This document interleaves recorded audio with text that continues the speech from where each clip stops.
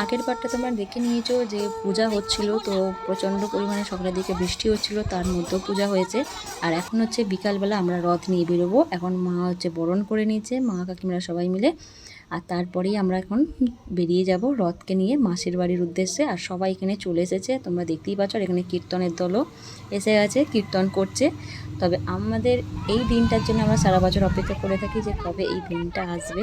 আর তবে হ্যাঁ, একটা দিকে ভালো হলো যে বৃষ্টিটা বিকেলের দিকে আর হয়নি, ফাঁকায় ফাঁকায় গিয়েছিলাম। আর দেখো তোমরা এখানে দেখতেই পাচ্ছ কত সবাই এসে গেছে আমাদের পাড়ার সবাই মিলে। আর একসাথে মিলে আমরা সবাই মিলে যাচ্ছি মাসির বাড়ির উদ্দেশ্যে। আর তোমরা যদি আগের পার্টটা যদি না দেখে থাকো অবশ্যই দেখে নিও, আমি এই ভিডিওর নিচে লিঙ্ক দিয়ে দিচ্ছি, তোমরা অবশ্যই দেখে নিও। আর ভিডিওটা কীরকম হয়েছে অবশ্যই জানাতে ভুলবে না কমেন্ট করে। আর তোমরা কে কে রথ টেনেছো অবশ্যই জানিও। আর আমাদের তো এই দিনটার জন্যই আমরা অপেক্ষা করে থাকি কবে এই দিনটা আসবে, সবাই একসাথে মিলে রথ টানবো।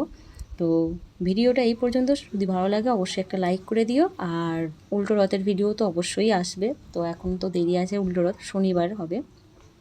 তো ততক্ষণে তোমরা সব ভালো থেকো, সুস্থ থেকো। আর জানিও কোথায় তোমরা রথ টানতে গিয়েছিলে বা কোথাও বেড়াতে গিয়েছিলে কি, কমেন্টে জানবে। আমাদের তো এইরকম করেই চলে গেল। তো এখন চলে এসেছি মাসির বাড়ি। তো মাসির বাড়ির দিকে এসে এখানে মাসি এখন বরণ করে নিচ্ছে। আর আজকের মানে এবারের রথটা আমাদের একটু ছোটো মতোই হয়েছিল, তো পরের বারে আর একটু বড় হবে। তো ভিডিওটা ভালো লাগলে লাইক করে দিও।